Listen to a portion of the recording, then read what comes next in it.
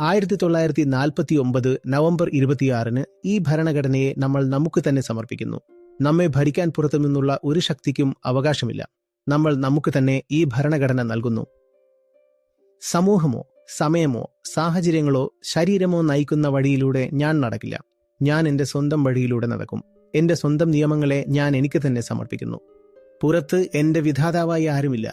പുറത്തുള്ള ഒരു വിധാതാവിനെയും അംഗീകരിക്കാൻ ഞാൻ തയ്യാറല്ല. ഈ കാര്യം ആത്മീയമാണോ അല്ലയോ? നിങ്ങൾ ഭരണഘടനയുടെ ഏത് സിദ്ധാന്തവും എടുത്തു നോക്കൂ. നമ്മൾ നമ്മുടെ സ്വന്തം വിധാതാക്കളാണ് എന്നത് അഹങ്കാരത്തിന് ഒരിക്കലും ഇഷ്ടപ്പെടില്ല. ഞാൻ ആരുടെയും പ്രഭുത്വം അംഗീകരിക്കില്ല. ഞാനൊരു പരമാധികാര റിപ്പബ്ലിക്കാണ്. ഒരു രാജാവിനും രാജ്ഞിക്കും പാരമ്പര്യത്തിനും എന്റെ മേൽ അധികാരമില്ല. അഹങ്കാരത്തിന് ഈ കാര്യം ഒട്ടും ഇഷ്ടമല്ല. അഹങ്കാരം എപ്പോഴും ആഗ്രഹിക്കുന്നത് എന്റെ സ്വാതന്ത്ര്യം എടുത്തുകൊള്ളൂ, പകരം എനിക്ക് സുരക്ഷയും സൗകര്യങ്ങളും നൽകൂ എന്നാണ്. പദവിയിലും അവസരങ്ങളിലും നീതി, പദവിയിലും അവസരങ്ങളിലും സമത്വം, നിയമപരവും സാമൂഹികവും രാഷ്ട്രീയവുമായ നീതി.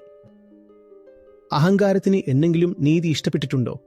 അതോ തന്നോട് തന്നെയുള്ള പക്ഷപാതമാണോ ഇഷ്ടം? സാഹോദര്യം വ്യക്തിയുടെ അന്തസ്സും രാജ്യത്തിന്റെ ഐക്യവും അഖണ്ഡതയും ഉറപ്പാക്കുന്നു. അന്തസ് എന്നൊന്ന് അഹങ്കാരത്തിനുണ്ടോ? ഈ വാക്കുകളൊക്കെ ഭരണഘടന ശരിയായി തുടങ്ങുന്നതിന് മുൻപുള്ള പ്രിയാമ്പിളിലെ വാക്കുകളാണ്. ഇവ അഹങ്കാരത്തിന്റെ നെഞ്ചിൽ കഠാര പോലെ തറയ്ക്കും. അഹങ്കാരത്തിന് ഭരണഘടനയെ ഇഷ്ടപ്പെടില്ല.